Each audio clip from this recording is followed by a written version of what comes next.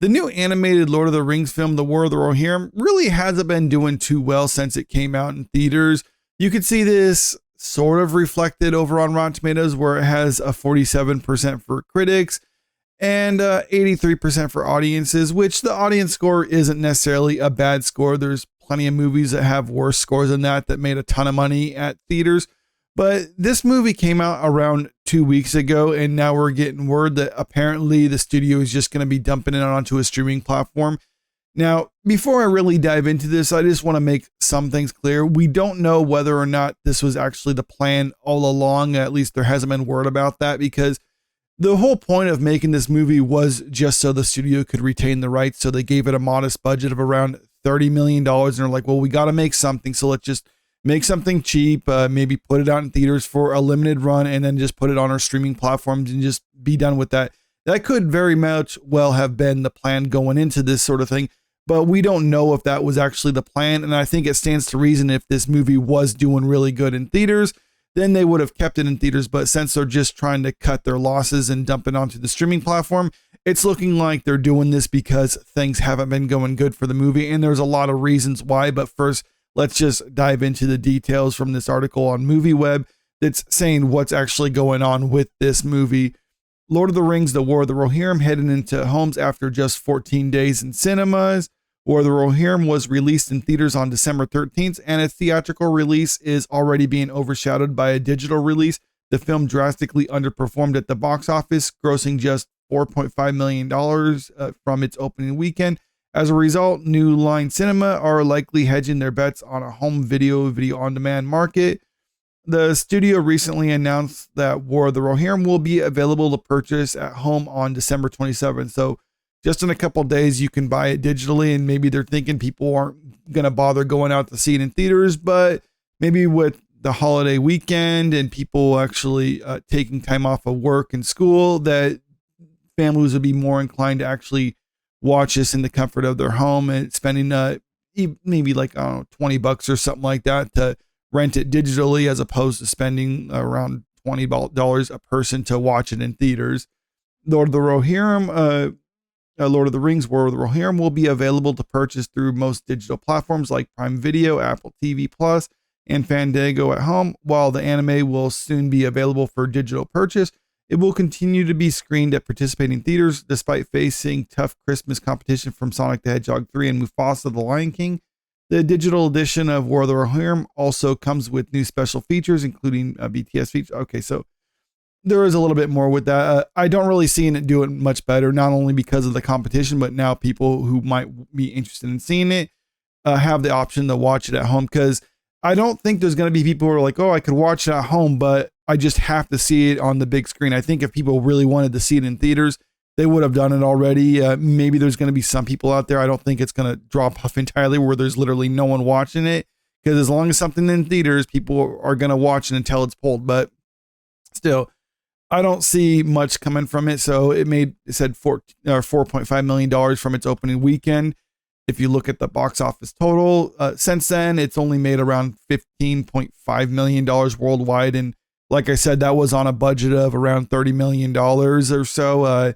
So since theaters usually take around 50% of the ticket sales, not exact, just kind of a good rule of thumb.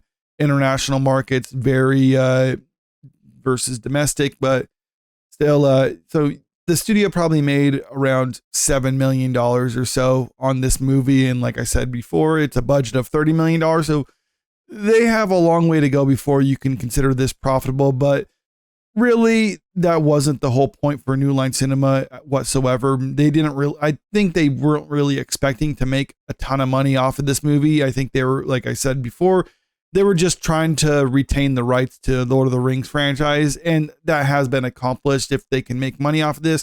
I think New Line Cinema is considering that sort of a bonus. That's why they didn't spend a whole lot of money. $30 million obviously is a lot of money to regular people like me, but for a studio like that, they can handle throwing that money away, even if they just put $30 million in a big pile and set it on fire. That's a lot better than what we've seen Disney make on some of their latest releases. So I guess that's not necessarily a huge loss for them, but still, this movie was made and it was released. And a lot of people just weren't really interested in watching it.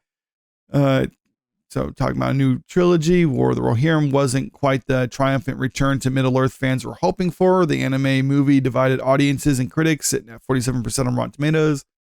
Thankfully, the beloved fantasy will get a second chance on the big screen as Lord of the Rings veteran Andy Serkis is directing the next live-action movie in the franchise. The Hunt for Gollum is currently in development, with several franchise vets set to reprise their roles.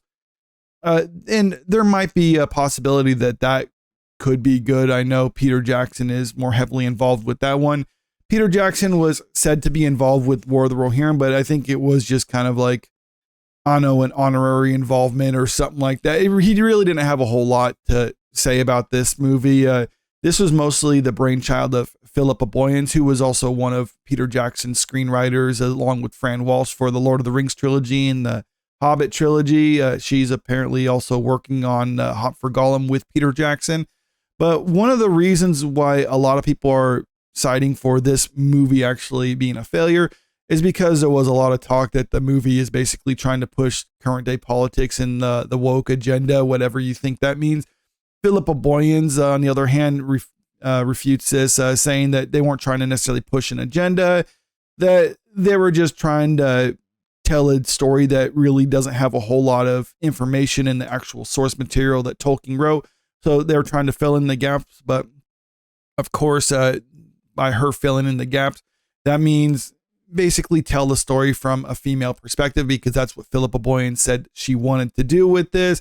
She tried to use some history that Tolkien would have been aware of to justify it. But I said in a video talking about that particular subject that if she was actually trying to follow something that Tolkien would be aware of, then it stands to reason that if Tolkien was interested in telling his story from that perspective, then he would have done that to begin with. So it seems like she went out of her way in order to try to justify telling it from a female perspective, because that is really what's going on here. And it's like when you're trying to push an agenda.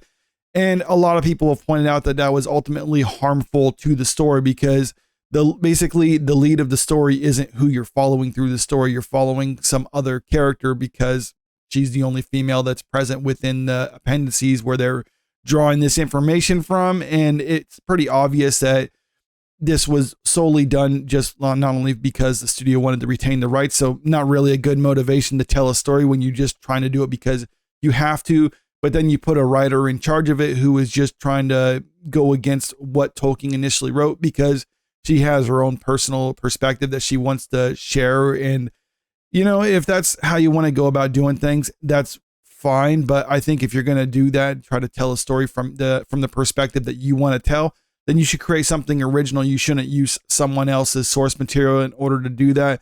And I think that turned off a lot of people who were initially more accepting of this sort of thing, because I know there was a lot of people who were excited to see War of the Rohirrim when it was first announced, like the idea about an anime version of it.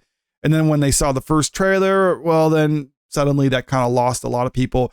I'm not saying this would have necessarily been a huge hit, because I think having an anime adaptation of Lord of the Rings just, I don't know, it's just kind of a style that doesn't really work with what they're trying to go for. But I think the movie could have been significantly better if they would have just been more faithful to the source material. And I think instead of New Line Cinema just retaining the rights to the Lord of the Rings, which is what they were trying to do, I think they could have also made some money in the process too. But I guess we'll never know. This movie was a huge failure, and I think they really just have themselves to blame for why it was a failure. But let me know what you think about all this in the comment section below. And also, if you haven't already, make sure you click that subscribe button if you want to stay up to date with the latest in entertainment news.